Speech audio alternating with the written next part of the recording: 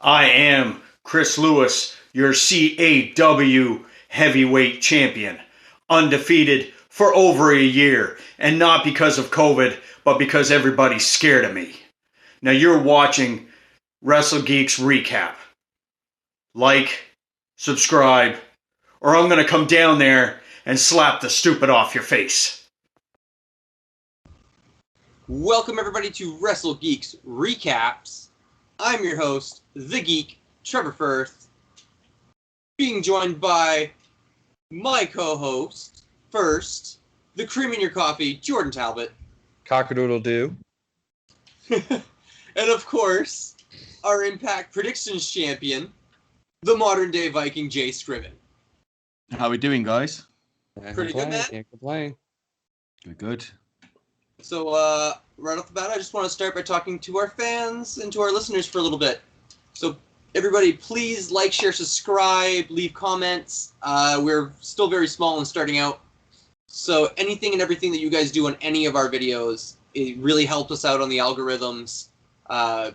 So, it's extremely appreciated. We passed the 50. We got to keep going. Got to hit the 100 now. That's the next goal. And someone explain to me what an algorithm is. I'd love for a fan to explain that one.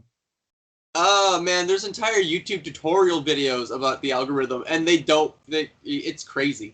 It's craziness.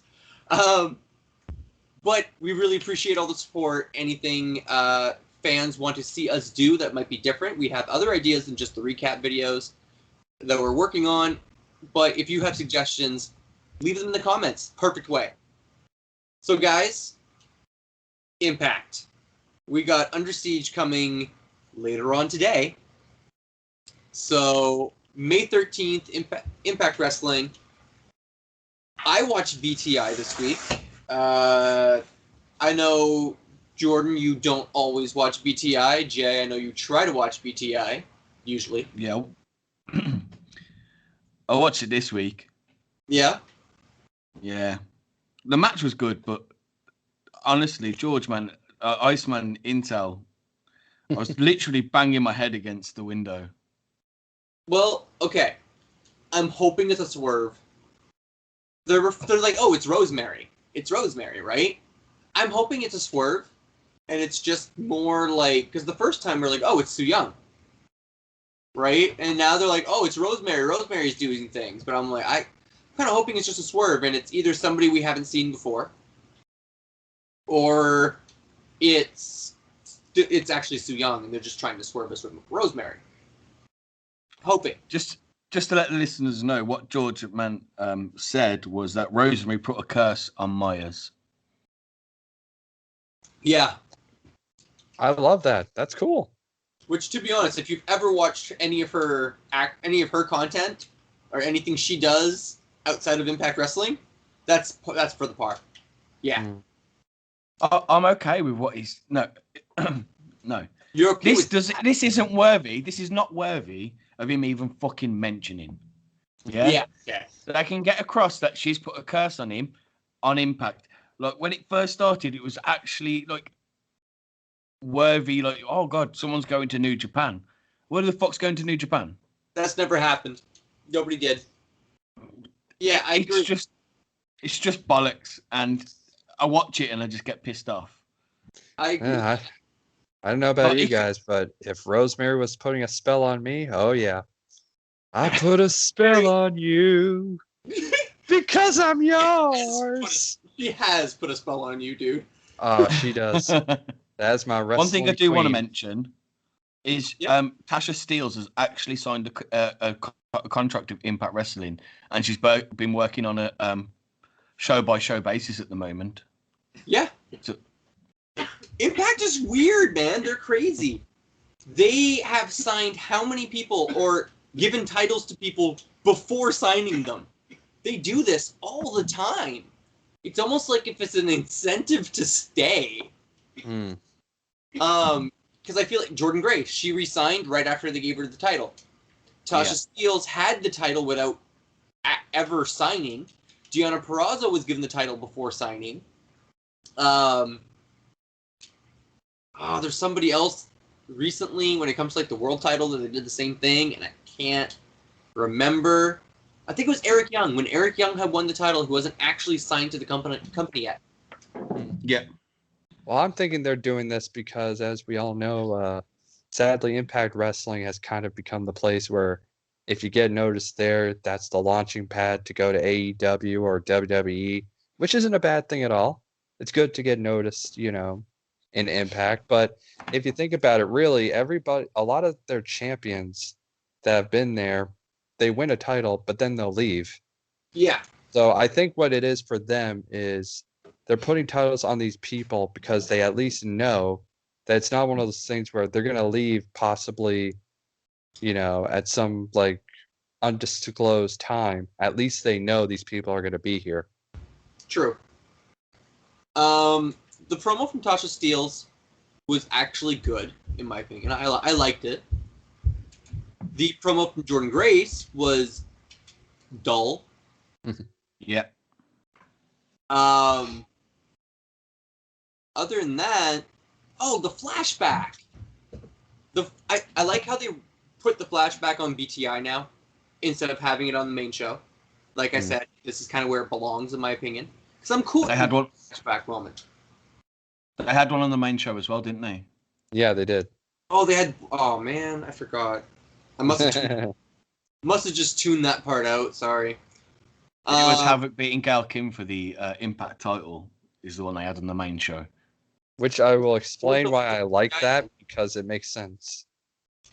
What was the one on BTI then? Because I remember there being one on BTI. AJ Styles winning the world title. Ah, okay. Okay. Doing two, that's not a good idea. Don't do that. That one was because it was to the day that he actually won the title. Yeah, that's cool. And I'll explain why I like the second one for the main show, because I do agree with you, Trev. Two of them in one show is not a good idea. Yeah. But go ahead, man. Explain it. Go. Because it will just go into the match that happened between Havoc and Rosemary, the result there. So I'll just wait until that match happens. I suppose that makes sense. So yeah, we'll just go in. There's not really anything else worth mentioning on this BTI, I believe. So we can just go into the match. Yep, that was it. So then we have Tasha Steelz versus Jordynne Grace. Jordynne tries to do a muscle buster. Tasha reverses it, and then she does this crazy crucifix bomb to get the pin and the win. So Tasha still picks up the win, and it's a good thing because you don't want like two people from the same team to lose, because you're just making it seem like they're going to lose. But giving both teams a single wins does at least make it balanced. No, I agree. Yeah, it was a good match, really, for BTI. Again, it did go longer than I expected it to. Yeah, I really enjoyed it. I mean, like despite everything I say about Jordynne Grace as like a promo and whatnot, I do like her in-ring ability. And Tasha Steelz just gets better and better and better. Oh, without question. Yeah. So it's nice to see them in singles. It's nice to see her in singles action anyway. I don't get to see her in singles as often. But the main show opens up with Rosemary and Havoc for the number one contendership match. And yeah, this is opening the show with a hell of a banger. Love it. Love it. Go ahead, Jay. Break it down. This match should have been the Crazy Bitch Showdown. That's what it should have been called. Like when they just stood in the middle of the ring, just screaming at each other. Oh. It was a really good match. Rosemary could scream at me all day. Is that what gets you off? I'd taken the Fifth Amendment for that one, my friends. Eventually, I'm going to change your nickname to Hive Simp. Yeah, so Havoc picks up the win after hitting the tombstone on Havoc. No, on Rosemary. Havoc doesn't pick up the win doing the tombstone to Havoc. She definitely does the tombstone to Rosemary. But no, this was a great match. This was, wow. So much. This is why women's wrestling in other promotions bore me. Because I have this. Mm-hmm. Jessica Havoc and Rosemary are both two of the best in North America right now. The things that they pull off in ring, the storytelling ability, the energy that they have, I love it. These two are just next level, and like, yeah, I love big characters. That's a big thing for me. I love all the top characters in wrestling, so of course I love both of those two. They fit the bill. But Rosemary is the queen of kayfabe, and that title was given to her by Chris Van Vliet when he interviewed her live. Mm-hmm. So, I mean, that's nothing to laugh at. Like, she is the kayfabe queen at this point. Oh yeah. Did anyone notice Black Taurus using a different mask, a white mask? I saw that and I loved it. I loved that mask. And a bunch of white. He was matching with Crazy Steve and Rosemary more this way. That was really cool. Yep. But yeah, the match itself was great, really fun. The ending, the finish was good, but the ending, like, I couldn't believe it. I was like, wait, what? Gianna Prazo actually runs out and runs down to start fighting with Jessica Havoc. And Rosemary is like, well, more Jessica Havoc, but Rosemary's still there, right? So Rosemary ends up helping. But, man, I was like, whoa, okay. This is a big switch from, like, the cowardly heel champion we've been seeing for the last couple weeks. Like, what happened? This was like, the dial got completely switched around. It was crazy. I loved when Kim and Susan run out and Decaya just stood on the ramp and just, like, squared them off. Yeah. Yep. I think and was... Oh, continue. Sorry. And then Havoc gets the tombstone on Gianna. Yeah. Which had to happen. For me, as I said, would love to see my queen of wrestling get the win, but Havoc getting the win is really good because it's at least a different style of opponent for Gianna, and absolutely. She is fighting someone that's not like a legend. She's fighting someone who's the monster, and I think that's a better story to go with for Gianna right now. She can't wrestle just another good women's wrestler. You gotta give her variety in her title reign and her defenses. So this match for me, I was very excited because whoever won was gonna give Gianna something different, which was the main thing I think for her. It also gives them time to build Wild up, doesn't it? And so she can go and do the Legends thing. Mm-hmm. Well, I feel like Wild should be her opponent at the next actual pay-per-view. Yeah, Slammiversary. Yeah. Slammiversary should be that's where she should face her. In my opinion. Yeah. But, no, great post-match beatdown, really fun, awesome opening. Great way to open Impact this week. Next, we go to a backstage segment, I believe. This is the backstage segment is the bit that really shut me up because Kenny's backstage wearing all three belts. Which yes! I loved. I freaking loved so much. So I've really just eaten my words from last week when I was like, why the fuck wasn't he showing Impact title? He was showing pretty well. That was done on purpose. He's like, I'm going to build heat this week by not showing the belt, and I'm going to shut everybody up the week after. And it was such a fun promo because he's telling like Kenny and Dog, he's like, you guys didn't win then because you didn't have the coach. Kenny or Ken, you didn't win the G1 Climax. I wasn't there, but who did win? Me. It's just like, yeah, I know. Kenny, you are so full of your own shit, man. I love it. Oh, and it's all because of Callis too, right? Callis has just been feeding Kenny Omega his own bullshit for a while now at this point. I love it. And I did love the fact that he was wearing all three belts like so ridiculously high, which was freaking hilarious. Well, he pulled the Zack Sabre Jr. Yeah. He pulled the Zack Sabre Jr. Those belts are 10 times bigger than any belt that Zack Sabre Jr. wears. That's guaranteed. But no, this is a fun, stupid little promo segment too, because you can even see the guys are trying not to laugh. Oh yeah. You see it on, like, especially Gallows. Gallows is like, the guy can't help himself. Well, I think that's the brilliance of a Kenny Omega Bullet Club style promo. They try to be all tough about it, but it's so hilarious you can't take it serious.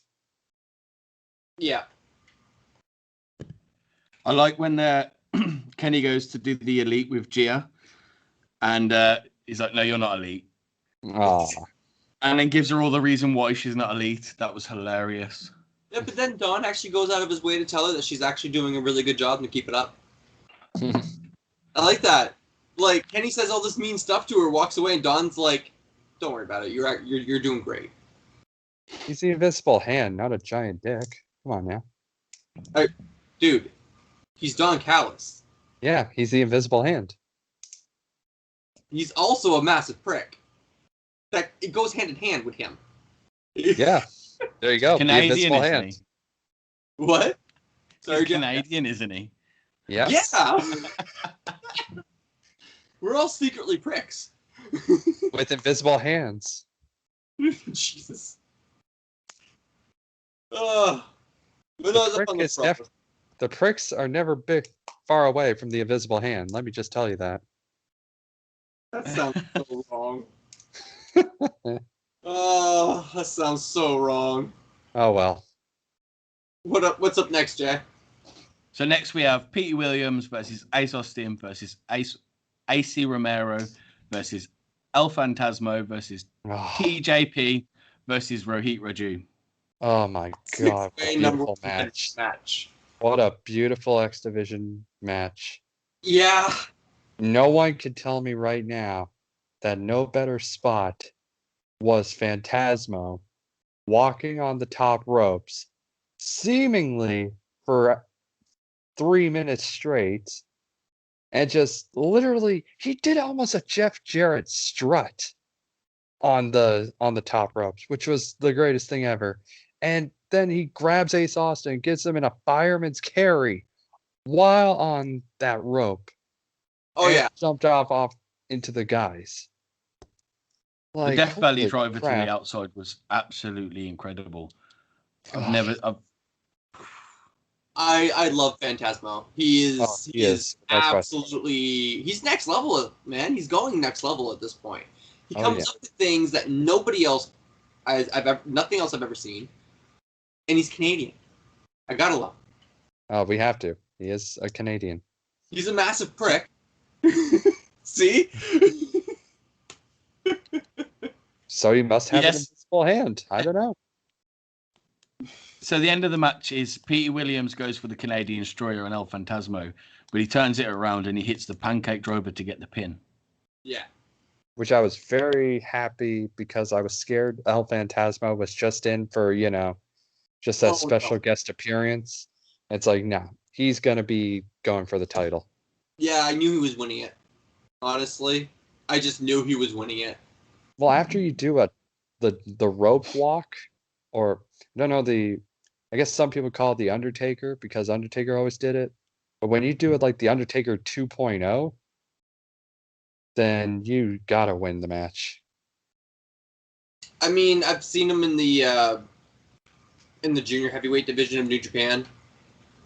And in New Japan Strong versus Leo Rush. Oh, man. You guys want to see El Phantasmo go? And be like the biggest prick you've ever seen, one of the biggest pricks you've ever seen in the ring? Oh, yeah, I've seen it. Go check out New Japan Strong, Leo Rush and El Phantasmo. It's amazing. It's so awesome. Yeah, it was great. I don't think Phantasmo shut up for 2 seconds. That's why I love it. But yeah, I'm excited to see him versus Josh. That's going to be really cool. Those That two will be. styles, like, oh. That will be match of the night. I am guaranteeing that. You know what? I feel like it really could be match of the night. I kind of agree with you on that one. Who knows? It was an absolutely awesome match. And you got Madman Fulton and Larry D who are fighting and they just fight their way to the back. Yeah. Which I can't lie. That answered a question you guys had. Where's Larry D been? Yeah, But it's just on the Romero's side. There you go. There you go.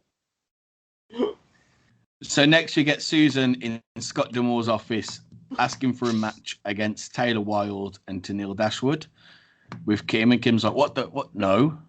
And the match gets set for Under Siege. Finally, when Susan leaves, Scott, I don't think I've ever seen Scott D'Amore look so happy. Right? Is it just me, or did she literally, I don't think ever, in all the times I've watched her, did I ever go and say, holy shit, I think she does do crack. This is the first time she's gotten you to think it.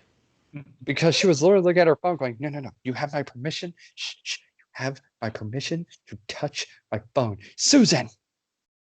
She's like, I'm just literally I wanted her to steal stuff off his desk. That would have been really funny. I was scared. God. I was hoping she'd just go like, all right, now you're going to have to, what was that? What was that? I do want more Soo Young hints. I really do. Oh, yeah. I mean, Susan is finally getting fun for me, I will admit. But I want more, I want more Soo Young hints. I want, more Soo Young. Man, when they come out as a tag team, they better have Susan's song. That's all I got to say. To wait and see. Yep. So, what do we got next? So, next we've got a Violent by Design promo. Which I actually liked. Yeah, it was good. Yeah, I liked it. I feel the way they're talking, we've got a new plan and we're aiming in a new direction and, changes, trust and all that sort of stuff. I felt like it was a very empty promo and that they've been handled really wrong and they're just trying to catch up on something. Like, I love Violent by Design, but they're changing it now because they've handled them incorrectly in my eyes. It's almost like you should almost make a shirt out of it, Jay. I don't know where I got this idea, but it's almost like Violent by Design. It almost sounds like a shirt. A shirt people I know would fucking buy. Oh, it's coming. Yeah. If you want to tell them what is the shirt that we were talking about. I'm saving it for the promo. Oh, we're saving it. So there you go, guys. Fans, listeners, look out. We will have some. He's going to be dropping something very soon. You should just be our guy in charge of merch. That's all I'll just say. You should just be the merch guy. I mean, I'd appreciate something being taken off the table, not being off my plate, and not gonna lie. I tell you what, when we get to 100 subscribers, I'll organize merch. People, get to that now. When we go out for merch, out of our way to get merch, there we go. Come on, people, let's get to 100. I want some merch. There we go. It's been set, guys. I'm searching for some merchandise. Oh, that's great. All right. So next, we get Jordan's favorite part. Oh, just wait for it. The greatest place that God ever created. On the 5th day, on the 7th day, he rested. And on the 8th day, I needed to party, he said. So he created Swingers Palace. And he helped a lost soul, a woman who needed a job. Oh, no, wait, I'm sorry. How dare I say it like that? A woman who needed a job. Now, Jordan, I've got to ask you a question. Ask away. We're talking about me doing the merch, but Swingers Palace has now got his own T-shirt, and you were definitely pushing for that. Oh, yeah? I'm getting that shirt. Were you the person behind sorting this out? If I was, I will not be shocked. Dude, but in fact actually watches our show, I will be extremely shocked and also extremely grateful and humble. I'm hoping that Johnny Swinger gives me a shout out one day. But anyway, so him and Alicia's got she's got the Swinger Girls attire on. Swingerella's. She got the Swingerella attire on, and Johnny Swinger's being a charming employer. She says to him that she's married, and he says, "Well, I got a blue car." And she says, "Well, what does that have to do with it?" And he's like, "Oh, what? I thought we were talking about things that don't matter." But I mean, I get why you love Johnny Swinger, but I don't have a blue car either, so I totally get where he's talking about. But anyway, so you got TJP coming in paying his bet, and then all these people come in, and it's pretty much setting up a tag team battle, which I'm very excited for because we got some really good tag teams, I think, that are forming in this. And of course, we get Petey Williams, who TJP asks to give the math as to why they'll win. And Petey, of course, looks at him and is like, what the hell are you talking about? But then he goes and says, oh, I know who can help. And God, I was hoping it would be Scott Steiner. But I was happy with Lil Petey Pump. I was happy with that. That was pretty funny. Well, they did actually phone me and ask me to do it, but I was a bit busy recording one of these shows. Said no. Should have. How dare you, bud? But I loved Rohit Raju, what he said. He says, I think he called himself the Mocha Skin something. I can't remember what it was. And he called him the Lion. Shira something, the something Lion. I can't remember what it was. Shira's always been the Indian Lion, or like the Indian Lion. But yeah. I thought he called himself, but he called himself the Mocha Skin something, and I thought, holy crap, that's fucking hilarious. But I'm very excited that, for me, the biggest thing I'm very excited about is that they're finally letting Ace and Madman Fulton go into tag team. Yes, I love that. That makes me happy. But why are Petey Williams and TJP a team? I think they just threw them together. That's what I thought. Yeah, but this is what I was thinking. The same thing. Like, TJP could have literally used Falabar. They've been a tag team before. Yeah. If he was going to do that, why didn't he? Yeah. At the same time, we haven't really seen Falabar at all. We haven't seen Falabar since he got homeless. That's a really scary thought. We haven't seen Falabar since Impact told us he was homeless. Yee. Got real. Please bring Falabar back. I need it for my conscience now. Aw. And at least bring him back just saying Ba. That was when I really liked him. Oh, no, I like Falabar that can talk. It's fine. I don't care. He Nah, still does the Ba. And he still does the no. I actually hate it when he talks. I really don't like it. Well, you, my friend, are an asshole. Yeah, and you are not a champion. I mean... Yeah. I am the boss. It's funny how I can do things like this and just mute him. And now it doesn't matter what he says or does. He just can't talk.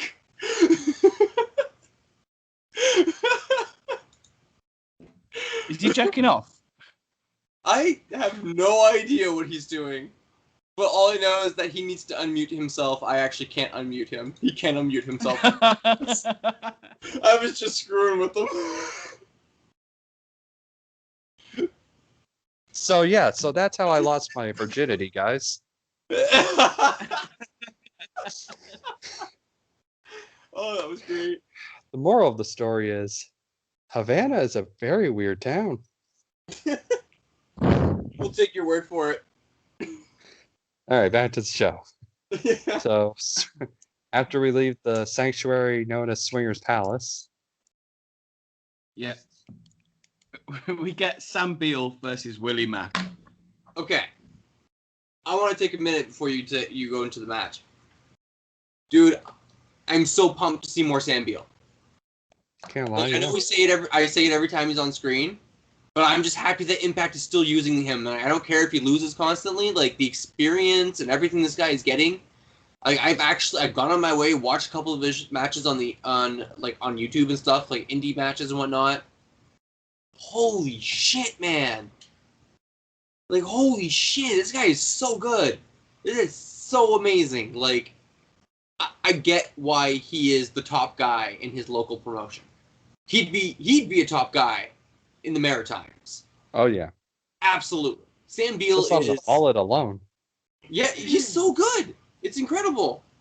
He's so I can't wait, man. I can't wait for him to blow up, for Impact to start repackage him at some point and like start pushing him, or for him to go somewhere else and be used there because he'll be a fresh face there. Whatever works for him. You know what I mean?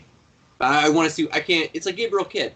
He's becoming like Gabriel Kidd is for me. Like I cannot wait to see what the future entails for this guy. I had to give a little shout out thing like to Sam Beal right there because I'm just loving his work right now. I'm just happy that Willie Mack got the win. Finally, it felt like he hasn't gotten a win in a while. I mean, he needed some momentum going in. But yeah, Jay. Sorry. No, it's cool. So Matt goes on a rampage with. I can't read my writing. This is being dyslexic. I wrote something down and I cannot read it. So he gets some big time lariats. He a pop up forearm and then he hits the top rope splash for the win. The match again was just a bit of a squash match to give Max some momentum going into the match. That's what it was. Mm-hmm. Yeah, and then you got anything to say about the match, really? I'm just happy that Mac won.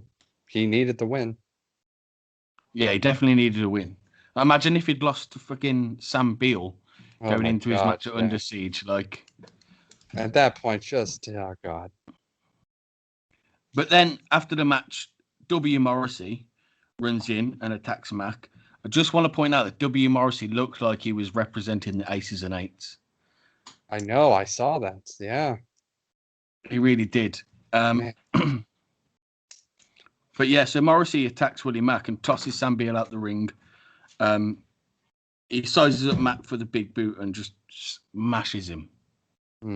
I am loving his badass right now. I'm loving the badass heel that he's become. Yeah. He is pulling it off so freaking well. He is. I'm really impressed with his promos and stuff, like, especially like, you know, he's come from WWE. Well, the last time we really saw him was in WWE. Yeah. Mm-hmm. And it's just, like he says, you may recognize the face, but you don't know who I am. And that is 100% true. And to be fair, dude, since leaving WWE, he's done single-digit appearances, I believe. Mm-hmm. And that includes since coming back for Impact and doing Lariato. So, I mean, yeah. He did a couple of things with Enzo after, didn't he? And then, like, I feel like he went to Ring of Honor, but I may be incorrect. He did a run-in at Ring of Honor that just never did anything. It was, I don't know. That was a mess. That was a very bad. I hated that. I know the story behind that, but yeah, him and Enzo did a run-in at a Ring of Honor / New Japan show. Yeah, the Supercard of Honor, or G1 something Supercard, I guess it was called. Yep, the Supercard of Honor. Might have been the G1 Supercard. Depends what year it was. But what happened was essentially it was Briscoes versus Guerrillas of Destiny, title for titles, like champion versus. I don't think the titles were on the line. It was champion versus champions. Also, PCO and Brody King. Thank you. And they run in, and apparently Ring of Honor knew. Ring of Honor are the ones that organized it, and they were cool with it. But they didn't tell anybody in New Japan, which is the dumbest thing ever, because everybody knows if you insult or screw over New Japan in any way, that door is shut. Yeah. Like, yeah. That was, and they haven't really done much with ROH since. Wouldn't be surprised. They've cut ties with them now, haven't they? It seems like it. I really wouldn't be shocked if they did. Pretty much. Yeah.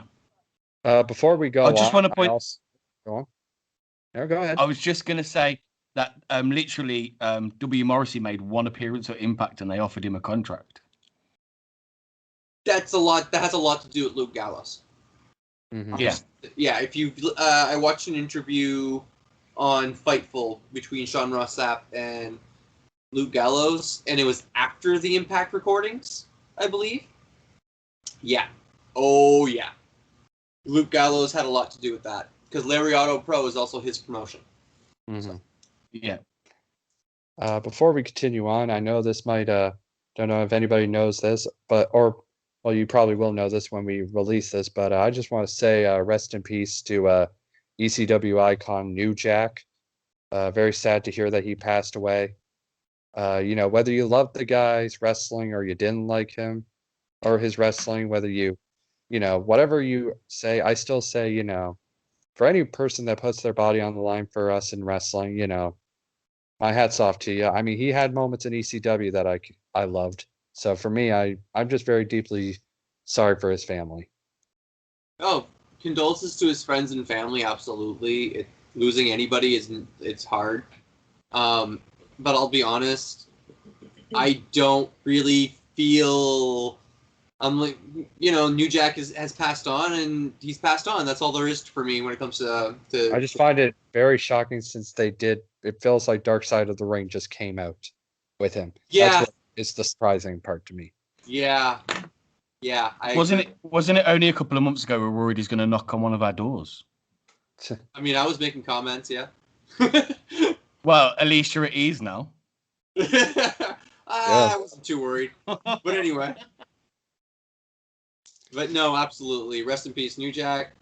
He did contribute to the industry, and there's a lot that would not be possible if it wasn't for the promos and the way he pushed the limit, the way he pushed that line. I will say that. Mm-hmm. All right, so what happened after Willie Mack? So we get Gia Miller backstage talking to Findlay. He basically says that the Good Brothers are cowards. This is going to be the third time he's going to beat them. Eddie Edwards says, Kenny made the difference, but this week you've got your own Kenny. Let's go to the ring. Which I actually like because they're talking about the kendo stick. I love that. Yeah, that was good. Eddie saved that promo with that one line. Yes, because, oh my God, Finn Juice, what the hell? Oh, yeah. I mean, like, these guys are really good promos normally. Yeah. And especially Juice. Oh, my God, yeah. Juice is the one that really dropped the ball harder between the two of them. It happens. You have off promos. It's true, yeah. I'm a little bit disappointed that the tag team titles are on the line at Under Siege. I think they're saving that for Slammiversary. I truly believe that. That or so against all... We've got to wait till July until... Or until against all odds. Yeah. No, they're going to do it against all odds, hopefully. They're crowning different number one contenders. Which I am totally cool with because that's long-term storytelling. At least you're going to be ready for the next team. Exactly. Like, finish this, be done with it. I do agree with Eddie Edwards being against Kenny, of course. But it disappoints me because Eddie Edwards is not in the number one contendership match. Which he should be. Right? So I feel like whoever... anyway, we'll get to that when we get to that. Sorry. Jumping ahead. Getting ahead of myself. But yeah, no. The next... Not great promo. No, it wasn't a good promo. Next, we get the second episode of All About Me with Tennille Dashwood. And Taylor Wilde is the host. And I love this. I love the fact that they have that this is Tennille Dashwood's segment, but she always has the guest as the host. I love this how it's the exact same room as Locker Room Talk that Madison had too, and she's like, no, it's not. Like, right away. Like, the first week she was just like, no, it's not. But yeah, it's a weird concept, and it's definitely a new spin on it.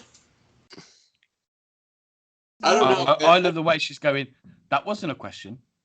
That wasn't, and at the end she's like, she's not a good host. I'm sure she'll be a good partner. Oh my God. It was weird. I don't know how I feel about it. I don't know. Maybe maybe it needs to grow on me. We'll see. And then we go into Carl Anderson versus David Findlay. Yeah. Which I'll admit, it was a yawn fest for me. I didn't care. So the match ends with Findlay gets the Indian Deathlock on Anderson. Kenny runs in. Everyone runs in. Yeah. And Findlay wins by DQ. Yeah. And then you got Eddie who picks up Kenny, the kendo stick, and just attacks everyone. So I like that part. And I do enjoy the whole... I like that it ended with a DQ finish. I like that it was different. But it's like you said, man. They're doing the same storyline with both tag divisions right now. And yes, the outcome is going to be different because we have a trios match and we have an actual tag team title match for the women's division. But it's like, I just don't care. I didn't care. I just like, okay, can we just like get this match over with? It was a formality. I knew Findlay was going to win in some way, and by doing a DQ finish like they did, I was like, oh, okay, that's different. And that is literally, and then it woke me up for the post-match beatdown because I just didn't care. I got nothing. Nothing with the I got nothing left. Yeah, it was. Again, I'm just bored of these tag teams facing off against each other as a 1-versus-1 match, and then the other partner versus the other partner. You know, I don't know. It again, I suppose it was meant to do with driving the storyline. But let's get on to the next bit, which was Sabin feels bad that he wasn't there for Storm when Moose beat him. And literally, it's like a minute promo. If yeah, it really wasn't anything special. No. It was One fine. thing I do, we'll talk about that in a second when we get to it, actually. And then you get Jordan's lost to Tasha Steeles on BTI, and Rach is saying she understands the frustration, bottle it up and use it at Under Siege. Simple. Yeah. Simple. It was. I don't mind it. Yeah, no, it was just what it was again. That was fine. And then we go into Brian Myers versus Crazy Steve. I had fun with this. Yeah. I think Can't have a problem with these two guys. You can't have a problem with these two guys. At least you're going to have a good time with, Brian Myers and Crazy Steve. Mm-hmm. I like the bit where... Carry on. You got one guy who's blind and another guy who collects toys. So you're not going to have a bad time with this match right here. So in this match, you get Myers, he rolls onto the outside and then bumps into Black Taurus and makes it look like he's been pushed. Like, just the way he collapsed on the floor was hilarious. Oh, yeah. I don't know. It wasn't anything spectacular, but it was fun for what it was. I really enjoyed it. Impact just has a good way of ticking all the right boxes for me. Mm-hmm. I just love the fact that you got all the Decay guys looking the same, as we said before. Yeah. I love finally them all having, the similarity thing. It's really cool. Yeah. You were going to say, Jay? So the referee sends Black Taurus to the back. Myers gets in the ring. He rolls up Steve, holds onto the ropes, and gets the pin. Yeah. That's a little unfortunate. But I mean, yeah, it's the right move. And then we go into Gia Miller talking to Don Callis. And Scott D'Amore walks in. And kind of says to Don, are you an Impact executive or are you Kenny's family? You need to choose. Look what you did. You rattled Moose up. And now Storm's gone indefinitely. So does this mean James Storm's gone from Impact Wrestling? He was never under contract. He was doing appearance by appearance. Which is... I know that was it. Doing this helps Moose, definitely. This definitely helps Moose. That's true. But yeah, Jay, sorry, you were saying you want him to stay, right? Yeah, of course. What are you going to do with Chris Sabin at the moment? Like, one of the funniest things on Impact is Chris Sabin and James Storm. If Storm's gone, just offer him the money he wants and get him signed down. I mean, he might just be take some time off. You know what I mean? Yeah. Call it. I think it is because if you have the freedom to just take time off every once in a while, whenever you want, why not? I think the great thing is, though, this really was the first time where Scott D'Amore pretty much full-blown asked Don Callis, whose side are you on? What are you doing? Which we started this together. We walked in here together. We built this place up together. And now, but what the hell? I really love that now they're finally, bringing it out to the fact that Don Callis is, he works with Impact. So whose side is he on? He works for Impact Wrestling, exactly. Like, that has to mean something. I'm very excited to see what they do with that. Very, very excited. Yeah. So as Scott walks away, Don Callis says to Jill, "Are you okay? That didn't upset you, did it?" That was fucking hilarious. Oh, right? Yeah. And she's standing there with this look on her face like, dude, I love this shit. Give me more drama, please. Like, that is just brilliant. I loved it. That's good. I like how they're actually putting a storyline there between the two of them. And then we go into the main event.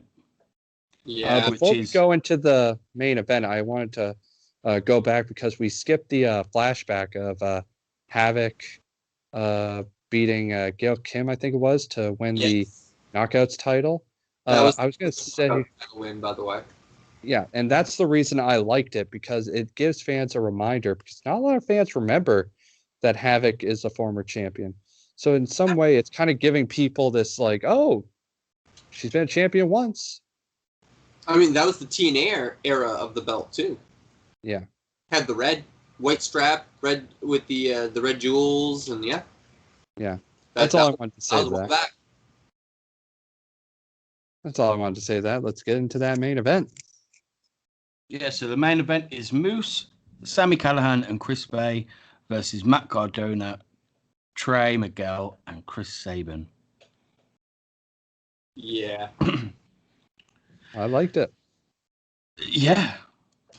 It was faces versus heels, wasn't it? I mean, it's exactly what you expect it to be, for the most part. But yeah, it was good. Good main event. I am very happy with the ending, though. Go into it, Jeff. Right, so all men exchange signature moves, and then Sami hits the package pile driver on Chris Sabin for the win. Yeah. And I'm so happy they did that, because it, I bet there were so many people thinking, oh, Moose is probably going to get the win, because he destroyed James Storm. But it's great to give someone else the win, especially a heel, because now it gets people to think, whoa, Sami. Well, yeah, Sami actually, I agree with you. It felt like, whoa, oh, Sami got the pin, okay. And his celebration, right? He went all out on his celebration for that pin. And camera loved it. It was great. Moose and Chris Bay were kind of just standing there. Mm-hmm. What are you going to do when Sami Callihan's celebrating? What the fuck are you going to do? Jay, while he's celebrating, what do we get backstage? And then you've got, like, the Good Brothers leave, and Don Callis is just staring at the screen. Just looks like he's in total fear. Like, honestly, just... I wouldn't say fear, man. That's not what I saw. I just saw the wheels turning. I don't think Don Callis ever feels fear. I think Don Callis is just always thinking how to make something work for him. The invisible hand is always moving, guys. It's always opening doors. Yep. One thing I did want to say, so obviously Don Callis' contract's up soon with Impact Wrestling. Yes. Yeah. Is this, when Scott D'Amore saying pick where you want to be, is this opening the door? Yeah, is this opening the door for Don Callis to leave Impact Wrestling?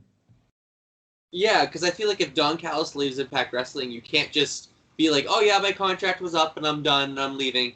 I feel like he's been so integral with him being on commentary for so long, and he's been so involved and so on screen, especially recently, that you kind of have to do it. You kind of have to do a storyline for it. You can't just let him leave. It'll feel He's not just anybody else backstage. Mm-hmm. I will say this. If I were Don Callis, it's a really hard decision if you want to leave all that power, because he has a lot of power and impact. But it's going to be interesting to see what happens. Because then again, Don Callis we all remember, Don Callis walked away from wrestling for what? Like over 10 years. Oh, yeah. So he's somebody who I think is, he's able to walk away from wrestling, or I don't think he will right now because he's just so on fire with it right now. But, it's going to be interesting. I'm very excited to see what Don Callis does. He's not going to walk away from wrestling, but I definitely see him signing a contract with AEW. Yeah. I will say he also is the kind of guy to go out while on top. Mm. He is that kind of guy. So you never know. No, I can't see him leaving right now with this big storyline. There's too much going on, yeah. Yeah. All right. He will not leave. But all in all, I enjoyed it. Decent go home episode for Under Siege. Mm-hmm. We've seen better, but the opening of this show was just so strong that it's like, man, those first two matches, whew. Mm-hmm. I was exhausted after watching those first two matches, you know what I mean? So, anything else you guys want to throw on to the about Impact before we go into our predictions for Under Siege? Let's get to that predictions. I want my baby back. Impact it says it doesn't want you. It's comfortable with me. Oh. You speak baby talk? Yeah, I've got 5 kids. Oh, fuck. Wow, I actually know how to respond to that one. So you're a bilingualist. Pretty much, yeah. Or as they say on the streets, a babe lingualist. Oh my god. Oh, yeah, that's right. That was like next level dad joke. That's terrible. That was. I'm not even a dad. That's the thing. Not yet. Yeah. No, you're those just jokes. It won't be long. Oh crap! Now I gotta call my girlfriend. There's a disturbance in the force. Watch yourself, Jordan. You'll be joining the club soon. So, Kimberly and Susan versus Taylor Wilde and Tennille Dashwood. Easy. Tennille and Taylor Wilde. TNT, right? Yep, TNT have to win this. Yeah, I'm the same. I think Kimberly and Susan might actually win it, and it would be it's going to be Tennille's fault or Caleb's fault, but of course they're going to blame Taylor, and then Taylor versus Tennille is going to happen at the next Impact Plus special. If they knew how to book, that's what would happen. So who are you going with then? You going with Kimberly and Susan? Oh yeah, absolutely. All right. Well, we'll make sure the crack pipe is ready for you. It's the song, dude. It's the song. It gives power. I'm telling you. Oh yeah, it's the song that gives her power. Brian, We just call it crack here. I love you saying that while you're rolling up a joint. It's just a cigarette.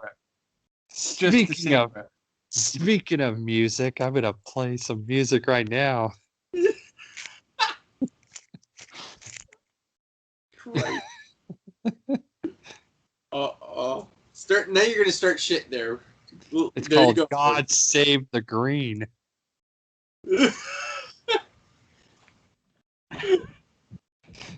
It's tobacco, everybody. It's tobacco. Just to clear it up. It's tobacco, everybody. If a British band even dare uses that as a song, God Save the Green, I want my freaking royalties for that one. Unfortunately, mate, that is definitely something already out there. Oh, it has to be. It has to be. Brian Myers versus Black Taurus, guys. I'm going to say Black Taurus. I agree. I agree too. Yeah, it's kind of. It feels kind of telegraphed on that one. Four-way #1 tag team contendership. So in this, we got Ace and Fulton versus Tjp and Petey Williams versus Rohit and Shira versus Triple XL. I'm going with Ace and Fulton on this. I mean, man, it's hard to go with anybody else, I'll be honest. The only other thing I can see, Rohit and Shira might pull out some kind of cheat win, but I don't know, man. I'll go Rohit and Shira. I love Rohit. I gotta go with my boy. I get you. I've got Ace and Madman too. Fair. This needs to be their going into the tag team division now. Yeah. This is their coming out party for the tag team division. You want to see them beat Finjuice? Do you want to see them beat Juice and be the next champs? Yeah. I'd be for it. I'm not gonna lie. What I'd like to see is them beat Finjuice and then defend the titles in New Japan. Oh, that'd be so beautiful. I'm actually doing it. Oh, I'm not sure if at this point like how I'd feel about it. Would I just be angry or not? I don't know. I don't know if I even care at this point, guys. Just screwed it up that bad. Morrissey versus Willie Mack. I mean, It's so hard to choose this one. oh yeah, this is Morrissey, hands down, Morrissey. Yeah, it's Morrissey. I've got Willie Mack winning by DQ. Are you Ooh, serious? Wow. I wanted to change it up a bit. There you go. Okay. There you go. Taking a gamble. I mean, hey man, if you're right, that's a point that we're definitely gonna get wrong. I think you've been listening to that song too much, buddy. God roll our favorite greed. God make the stains not seed. Okay, God. no more of that. There's some British people right now going, fuck, that's actually fucking brilliant. Jesus, I doubt it. Anybody saying that's brilliant is definitely stoned. You're welcome. Grace and Ellering defending against Kiera Hogan and Tasha Steeles. Grace and Ellering for me. I agree. I feel like it. What was the point of putting the belts on them if they don't defend at this point? Exactly, yeah. I agree. I'm on the same page. Yeah. X Division title match: Josh versus El Phantasmo. Oh, God, this one's hard. This is actually the hardest one. I need a minute for this one if someone wants to take one. This is a really hard one, but I'm going to go with Josh. I think having him lose it too early, I think would be, but then we've got no total change. That's the problem. I see Josh retaining by if Josh retains, it's going to be by DQ. Phantasmo's going to screw himself over. Josh is going to retain by championship advantage because Phantasmo is a massive prick, as we've said. If Josh wins, that's how he's winning it. You know what? I'm going to pull one out of Jay's playbook, and I'm going to go right out of left field. I think El Phantasmo. You think they're just going to give him the belt? I think, you know what? I'm going to just, for the hell of it, just because I love the guy so much. You know what, man? I straight up agree with you. I think he's going to win it. I've got Josh. I just don't think they can have all their titles not belonging to Impact. Like, if El Phantasmo wins the title. Yeah. I know. Like, what, except for the Knockouts titles and the Knockouts tag team titles, what matches have they actually got? Like, what titles have they actually got? Maybe the points that solidify that they have the best women's division in the world, because they kind of do. Yeah. Stardom. Other than Stardom. I give it to them. So. Knockouts Championship, Gianna versus Jessica Havoc. Oh, Gianna. Without We're question. all just going to say Gianna because we all need her to keep going on this. Like, she needs to be this dominant champion. And then we have number one contendership 6-way match. Callahan, You missed Bay, one. Moose, You? Saban, and Trey Miguel. You missed one. Did you get this? We got the 6-man tag. Let's gonna do that one last. Oh, okay. Sorry, I thought. I assume it's gonna be the main event. Okay. So, all right, let's go for this one. Yeah. So number one contendership for the world title, six way. Okay, so as much as I think, and as much as I want Sammy to win it, I think Moose is taking this. Too early. Too early for Moose, man. No, his contract's up in June. He hasn't re-signed. Moose is going to win it. They're going to build the Sammy promo, the Sammy versus Kenny. They're going to build that up, yeah, and maybe have that Slammiversary. That'd be cool. I think Trey's going to win it right now. And also, if you think Trey's going to win it, I think Trey's going to win it. I think Trey's going to be the first one to lose to Omega. Wow. I'm gonna have to go with Moose on this one. You can't take the belt off Omega right now. You can't have Moose lose to Omega. That's the way I see it. If his contract's up, the best way to do it is have him go out on a loss. Again, how often have we seen Impact just keep using people without actually having them signed? Giving people titles without actually having them signed.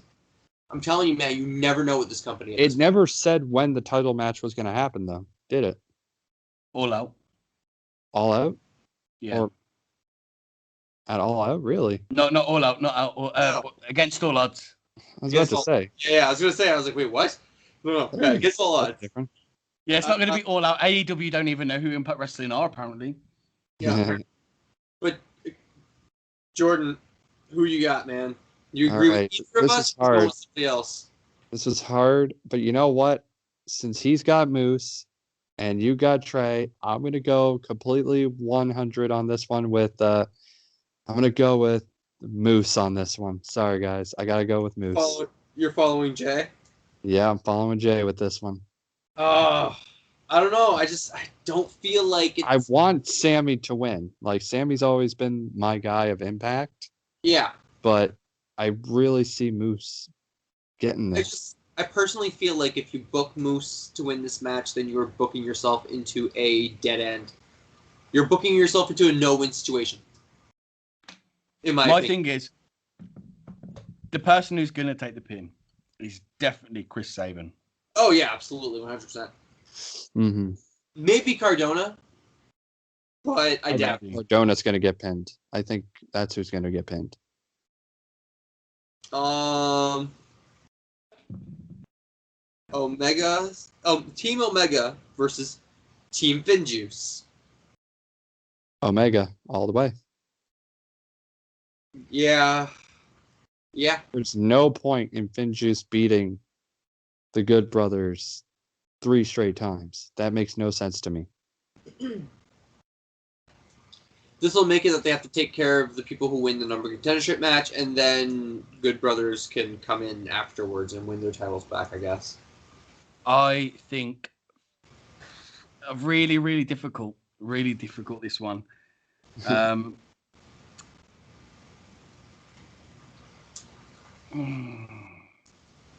See, the thing is, if you have Finjuice beat the Good Brothers, yeah, they've got no reason to need to be in the tag team division. Yeah. You know, they will have lost 3 times. So I do think the Elite are going to win it. Yeah, they have to. Mm-hmm. So we have a lot of the same predictions, guys. We're going to see how this turns out. Should be interesting. Everybody, thank you for joining us for this recap episode. Please like, share, subscribe, leave comments, let us know what you want us to do, what kind of content you guys want to see from us. Covering other promotions and other recaps is probably not something that we're going to be trying again anytime soon. I would rather focus on different kind of content. And like Jay said, we reach 100 subscribers, we're starting merch. We're searching for merchant people. Help us out. And have a good one. Or else searching for merchant. Peace out.